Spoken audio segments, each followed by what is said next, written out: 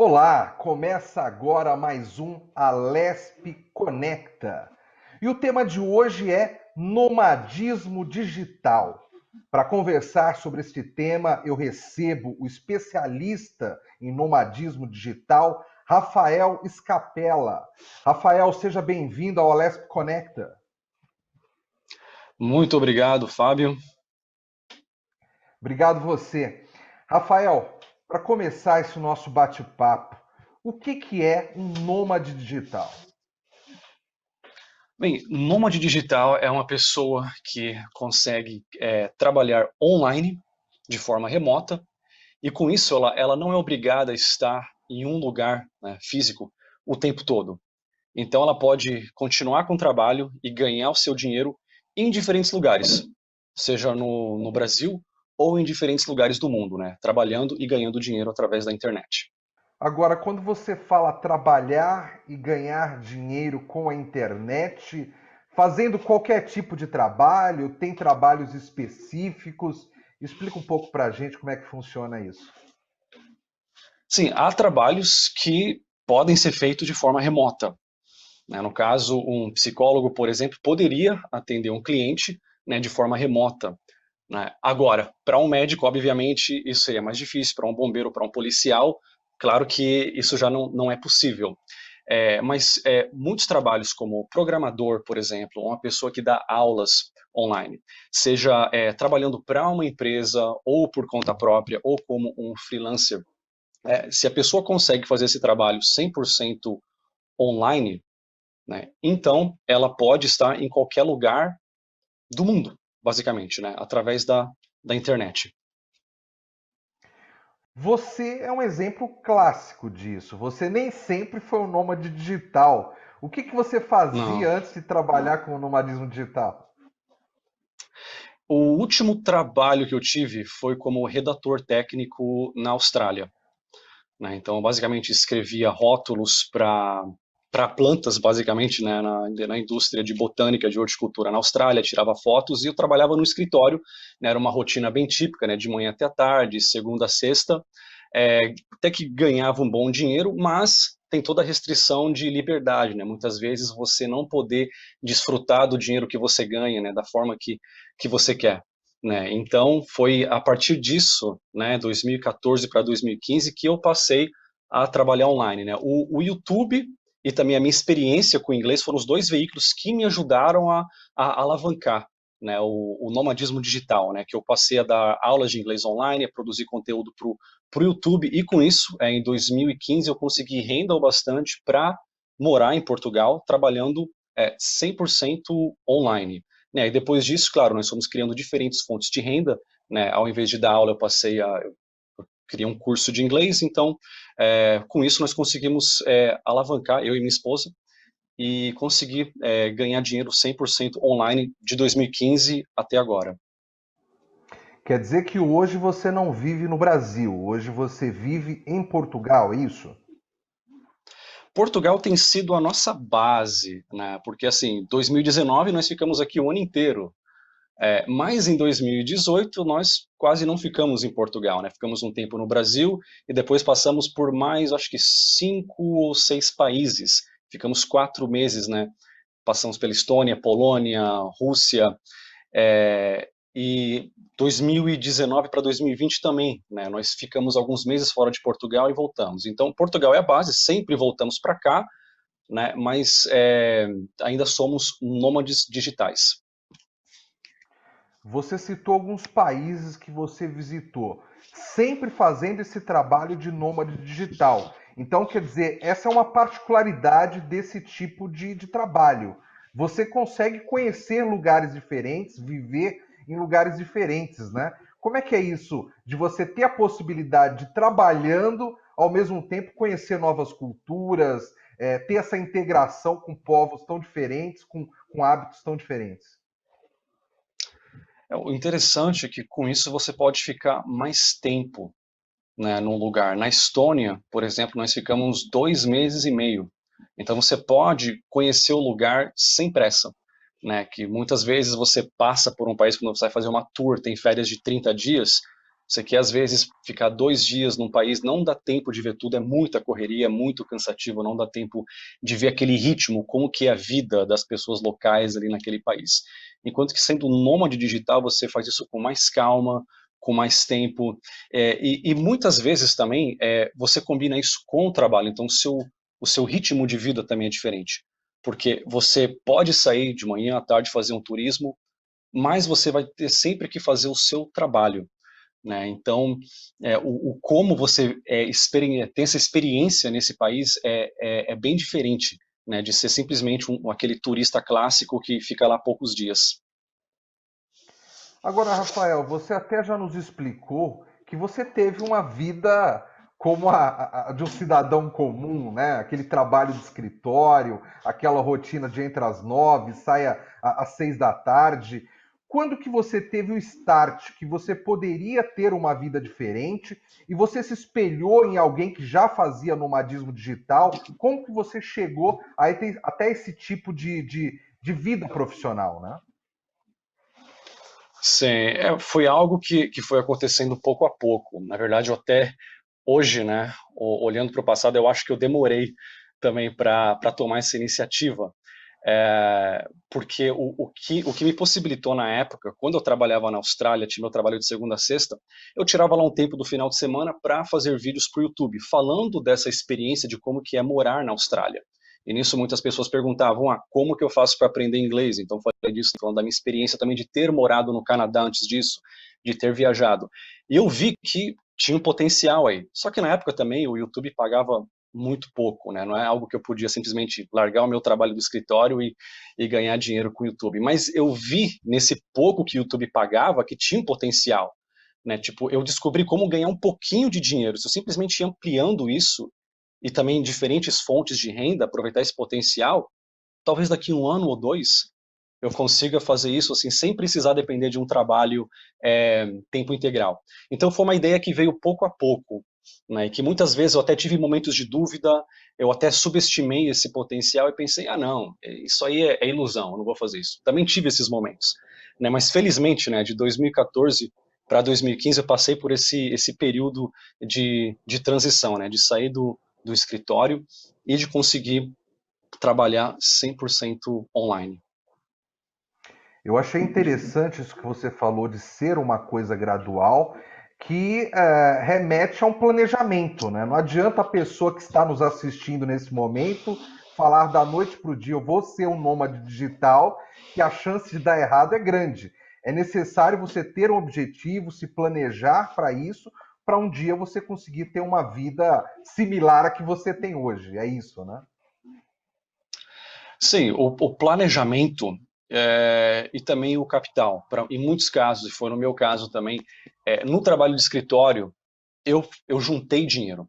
Porque quando eu saí de lá, eu tinha um projeto que ia demorar um tempo, né, para que eu conseguisse dar andamento e conseguir ganhar dinheiro com aquilo. Então, eu tive que ter, naquele momento de transição, ter o capital, né, o dinheiro guardado, e também o capital de habilidades, né? Então, o que eu sempre falo para as pessoas é você adquirir experiências, habilidades, seja algo formal, né, uma graduação, ou mesmo algo que você aprende por conta própria, mas que você consiga usar para prestar algum serviço ou criar algum produto, ou até um entretenimento que as pessoas vão gostar, vão estar interessadas em querer voluntariamente contratar os seus serviços ou comprar o seu produto. Então, com isso, você consegue resolver um problema que o mercado tem com as suas habilidades e ganhar também dinheiro no processo. Então, é o capital, né, o dinheiro que você precisa para dar andamento e também o capital de habilidades que você precisa. Agora, Rafael, no seu caso, a coisa deu tão certo que hoje você ensina pessoas a serem nômades digitais. Qual que é o perfil das pessoas que te procuram querendo migrar de um trabalho convencional, de uma profissão convencional, para o nomadismo digital? Quem são essas pessoas? Quais são as aspirações delas e como que você as ensina a trilhar esse caminho? Bem, há diferentes pessoas, né? E para alguns essa transição vai ser mais fácil ou menos difícil do que será para outros, né? Então depende muito da experiência que a pessoa tem acumulado, né? O capital né, o dinheiro e também o capital de habilidades.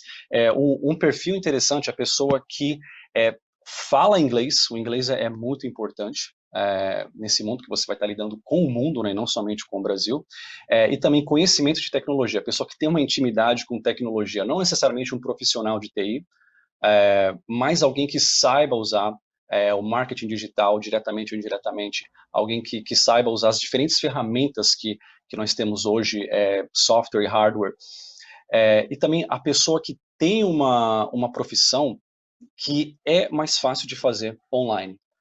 O exemplo que eu citei, por exemplo, do médico, do bombeiro, do policial, que são profissões importantíssimas para a sociedade, já é muito difícil para essas pessoas trabalharem de forma remota.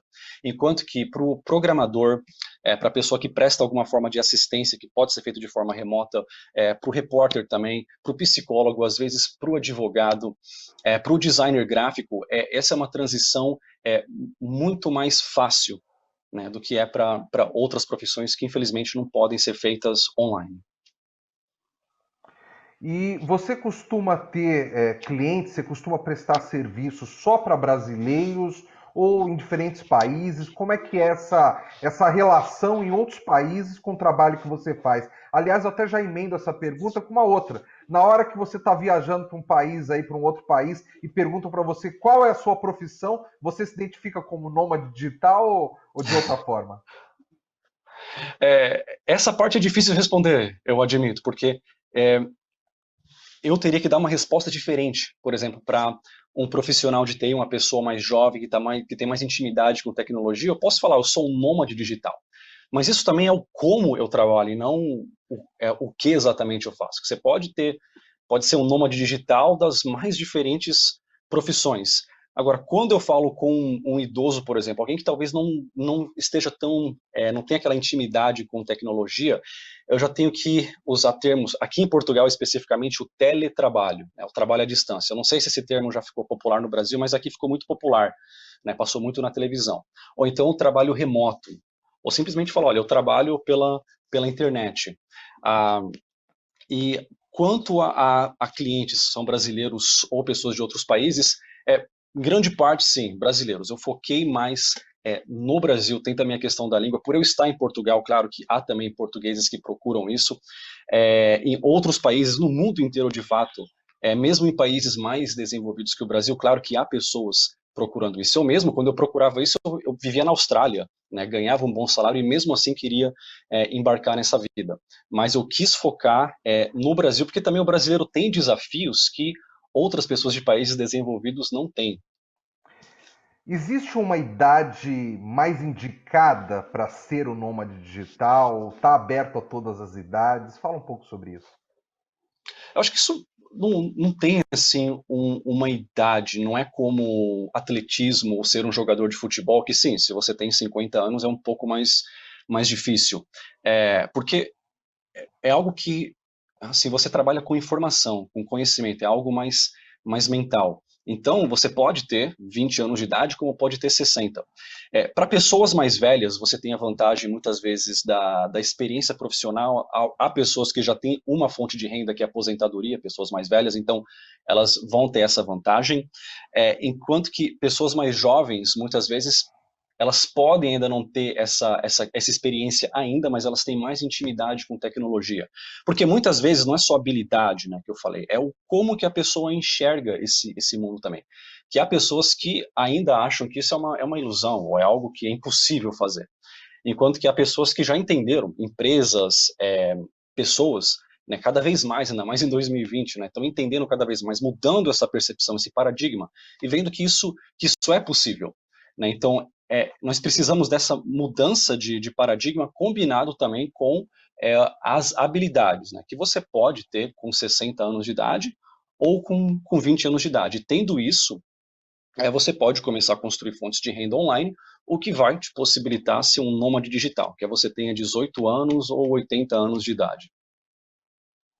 Rafael, você falou que há pessoas que ainda acreditam que isso é uma ilusão. Quando você tomou a iniciativa de mudar, de ser um nômade digital, seus familiares, seus amigos, pessoas que estavam próximos a você, entenderam, te apoiaram ou muitos falaram para você isso é uma ilusão? Não, eu acho que da minha família, assim, houve grande apoio, também porque foi uma coisa gradual. Sim, houve um período em que eu só estava com dinheiro guardado, né, que eu trouxe lá do trabalho que eu tinha no escritório, e que aparentemente ali eu não estava produzindo muita coisa, estava só gastando dinheiro. Então, até eu mesmo tive aquele momento de pensar, pô, será que eu estou no caminho certo? E se eu ficar sem dinheiro, né? O que que vai acontecer? Então, claro, as pessoas podem pensar isso, acho que muitos pensaram, mas acho que em grande parte teve sim muito apoio, muito entendimento também por parte da minha família. É, há pessoas que têm dúvidas, mas essas pessoas que duvidaram ou que falaram que isso era uma ilusão, eram mais pessoas que não me conheciam pessoalmente, né? No canal, por exemplo, no YouTube, quando eu falava de trabalhar online, nomadismo digital, antes havia muito mais resistência, havia muito mais pessoas criticando, dizendo que isso era uma ilusão ou que era mentira, enquanto que agora eu acho que há um entendimento muito maior por parte das pessoas e das empresas também. Quantos países no mundo você já visitou sendo um nômade digital? E qual foi o país que você encontrou o maior número de nômades digitais, que pareceu ser um país mais aberto a esse tipo de profissional? É, Total, eu passei por 37 países, mas como nômade foram 27 países. Ah, agora, países onde eu encontrei mais nômades digitais, né? Talvez muitos estão pensando que eu vou dizer a Tailândia, né? E não, na verdade, eu acho que um país onde eu encontrei mais nômades digitais, mas isso foi talvez devido aos contatos pessoais, não pelo país ter necessariamente um número maior, foi na República Tcheca e na Polônia. Né? A Estônia provavelmente tem mais, né? A Estônia é um lugar assim que, pelas leis que ela tem, pela facilidade, pelo pioneirismo com tecnologia, ela provavelmente atrai mais nômades digitais, ainda mais porque a Estônia tem a questão da residência digital, né? Que é algo pioneiro no mundo. Mas na Estônia nós não fizemos muitos contatos com nômades digitais, né? Nós estávamos lá focados no nosso trabalho, em conhecer o país e não é, tivemos assim, uma vida social tão ativa como nós tivemos na República Tcheca e na Polônia. Outro lugar interessante também é a Geórgia, né? Não Geórgia, Estados Unidos, né? Mas Geórgia, o país, né? Ali do lado da Turquia, que é um país que estava no caminho para atrair muitos nômades digitais. Agora talvez dê um passo para trás devido à pandemia, né? Mas por quê? Porque é um país que vem progredindo muito, né? A tecnologia, infraestrutura é muito boa para o nômade digital. O preço também, o custo de vida é muito baixo. Então fica a dica também para o brasileiro agora com o real desvalorizado. É um país que atrai muitos nômades digitais por ter esse custo baixo, mas também combinado com uma qualidade de vida alta. Porque você também não quer ir para um lugar barato, mas que a qualidade de vida não é muito boa e que a internet não é muito boa. Então, o nômade digital ele precisa encontrar essa combinação: baixo custo de vida, alta qualidade de vida, internet boa. A questão cultural também, que vai ser isso vai mudar de pessoa para pessoa, mas também o inglês, porque o georgiano ali é uma língua muito complicada. Eles falam também, os mais velhos falam russo como segunda língua, né, devido ao histórico desses países, mas os jovens falam inglês muito bem, né? Então há países que as pessoas não falam muito inglês, então é complicado para o nômade digital se virar ali. Enquanto que na Geórgia você tem tudo isso e mais o preço, né? Então é um excelente país para nômades digitais. Você acabou de falar uma coisa aí que me chamou bastante a atenção. Você falou sobre a escolha de um país que tem um custo de vida baixo. Ou seja, um dos segredos da rentabilidade do negócio do nômade digital é ele conseguir exercer um trabalho que ele ganhe em moeda forte, que ele ganhe em euro, que ele ganhe em dólar e que tenha gastos, né? Muitas vezes numa moeda um pouco mais desvalorizada. Esse seria um dos segredos da rentabilidade do nomadismo digital? É, eu não sei se é um segredo, né? Isso, porque na verdade é algo um pouco óbvio, né? Você aproveitar o custo de vida. Agora, quanto à moeda forte, isso depende também, porque às vezes, mesmo apesar do real estar desvalorizado, o Brasil ainda tem um bom mercado a ser explorado. Então, muitas vezes é melhor você ganhar, vamos supor um número, R$ 10 mil, do que ganhar US$ 1.000. Né? Então tem que ver realmente como você pode contribuir com o mercado e ganhar dinheiro nesse processo, né? E se isso vai ser em real, vai ser em dólar. Já é outra história, é bom também investir em ganhar em dólar, em euro, em libra, porque são moedas mais estáveis. Agora, quanto ao custo de vida, isso também é relevante, porque vamos supor uma pessoa que está começando agora, que ela ganha, colocar esse número não arbitrário de $1.000 americanos, né, por mês. Pode soar muito dinheiro no Brasil agora, devido à desvalorização, mas para os padrões internacionais, isso não é muito dinheiro. Só que com $1.000, né, com o equivalente disso em real, você consegue, né, um casal conseguiria, sem gastar muito, viver em Portugal, fazer um nomadismo digital na Polônia, na República Tcheca, na Estônia, na Geórgia, sem dúvida, esse dinheiro dá, mas se você vai para um lugar caro, se você vai para Nova York, lugares caros dos Estados Unidos, esse dinheiro não dá, é pouco. Se você vai para Noruega, Suíça, países caros, então esse dinheiro também acaba não sendo bastante. Né? Então, para quem está começando, é bom não dar o passo maior que a perna e já querer partir para países caros, sendo que a pessoa ainda não ganha bastante, porque também há outras responsabilidades, né, que o nômade digital tem, né, grandes poderes trazem grandes responsabilidades, né, então, muitas vezes você que é autônomo não vai ter aquele respaldo que um trabalho tradicional te daria em termos de saúde, se você ficar doente e ter que se ausentar, ou caso você está no Brasil, num país onde você tem cidadania, você tem direito ao sistema universal de saúde, você pode estar num país onde você vai ter outros gastos, você também vai ter que ter fundos, uma garantia ali, caso você tenha algum imprevisto, alguma coisa aconteça, não só em termos de saúde, mas você ter que comprar uma passagem de última hora se um voo é cancelado, que já aconteceu com a gente, acontece com todo mundo, então é bom entender essa questão financeira também, né? Principalmente quando o nômade digital está começando, então é bom começar com países baratos, né? E não partir logo para Noruega, Suíça e países caros. Isso que você acabou de dizer, eu também acho de extrema relevância, Rafael, porque para você trabalhar fora de um escritório, para você fazer os seus próprios horários, para você estabelecer ali uma rotina de trabalho, existem particularidades, é necessário disciplina. Com todo esse tempo que você tem de nomadismo digital, com o fato de você conversar com muitas pessoas que são nômades como você, outras pessoas que querem se tornar nômades digitais. Você acha que esse é um tipo de relação de trabalho que serve para todo mundo? Ou há pessoas que, pelas particularidades, pelo jeito de ser, pelo perfil, ele não conseguiria se adequar com tanta liberdade assim?